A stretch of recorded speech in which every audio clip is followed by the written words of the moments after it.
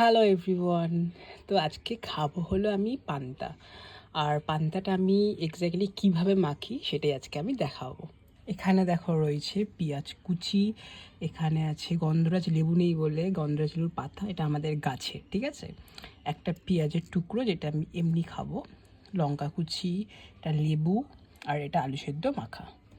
So এবার কি করে মাখি ব্যাপারটা সেটা দেখো। প্রথমেই আমি দেবো হলো পেঁয়াজ কুচিগুলো, আর পান্তার মধ্যে কিন্তু আমি যেটা দিই সেটা হলো টক দই, সেটা অলরেডি দেওয়াই আছে পান্তার মধ্যে।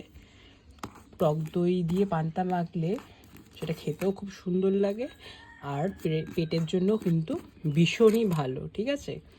কারণ টক দই হলো আমাদের পেটের সমস্যা, সমস্ত কিছুর জন্য, স্কিনের জন্য সব কিছু ভালো। তারপরে দেব হলো পেঁয়াজ কুচিটা দেওয়ার পর লঙ্কা, এটা ডেফিনেটলি যে যেরকম ঝাল খাও সেটাই দিতে হয়। তারপরে এই যে লেবু, এই লেবুটা সুন্দর করে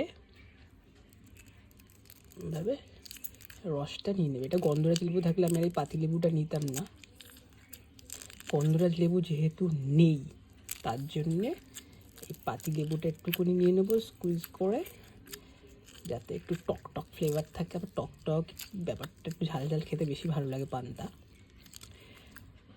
তো এটা নামার পর তারপরে এই পাতাটাকেও ভালো করে স্কুইজ করতে হবে, তাহলেই কিন্তু এক্স্যাক্টলি ফ্লেভারটা চলে আসবে। তারপরে কিছুই না, ওভারঅল সব জিনিসটাকে চটকে মাখতে হবে। পান্তা কিন্তু না চটকে মাখলে ভালো টেস্ট হবে না। সেটা সুন্দর করে মেখে নিতে হবে, আর কিছুই না। এবার মাখা,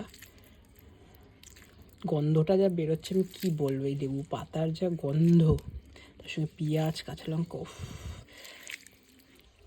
ডেফিনেটলি একদিন খেয়ে দেখবেন। দুর্গা পুজো তো, কালকে এমনি একটু ভুলভাল খাওয়া হয়েছে, তার জন্য আজকে এই খাবারটা।